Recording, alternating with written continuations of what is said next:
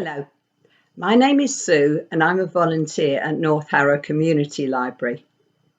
You'll usually find me in the children's area where we've got hundreds of storybooks and lots of joke books and puzzle books and information books.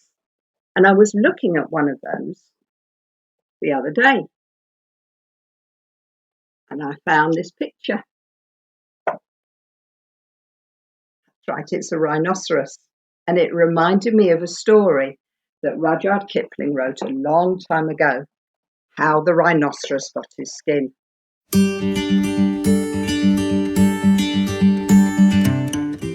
Once upon a time, on an island there lived a man. He had nothing but his hammock, his cooking stove, his red hat, and a knife.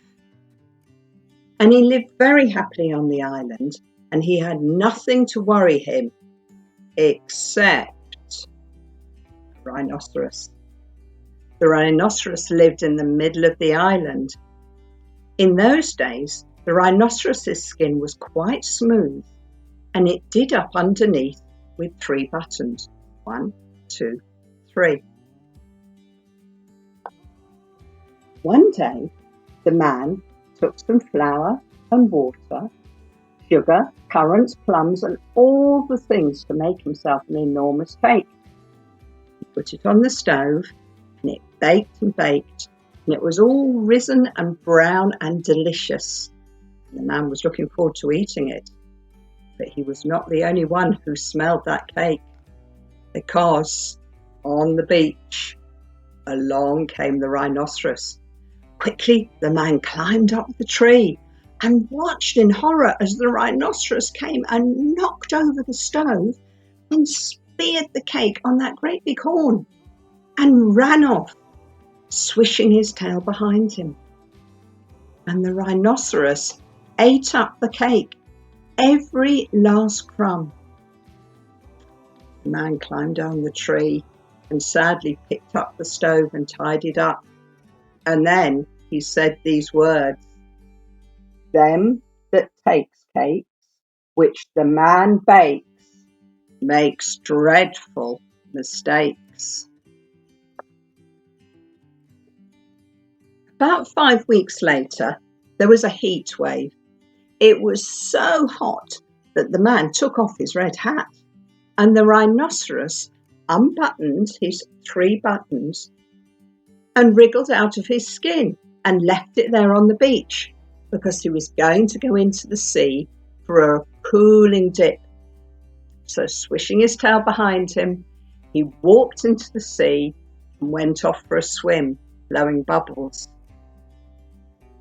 The man came onto the beach, and when he saw the rhinoceros's skin, he smiled a big smile that went all round his face. He had an idea. He went back to his camp, and in his hat he put lots of cake crumbs and burnt currants and all the burnt crusts of the cake. And then he came back to the beach. He knelt down by the rhinoceros's skin, and he took that skin and he shook that skin. He scrubbed that skin and he rubbed that skin just as full of the old dry stale pickly cake crumbs as ever it could possibly hold. And then he climbed to the top of the palm tree and waited for the rhinoceros to come out of the water and put his skin on.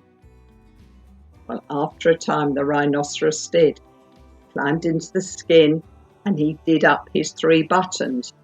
But as he did, it tickled and itched like breadcrumbs in bed. So he rolled on the sand, and he rolled and he rolled and he rolled, but it didn't make it any better. In fact, it itched even worse. So he went up to a tree and he rubbed and he rubbed and he rubbed by that tree, and he rubbed off the buttons. But as he rubbed great big folds into the shoulders of his skin and into the legs of his skin and into the back of his skin. But it still itched just as bad.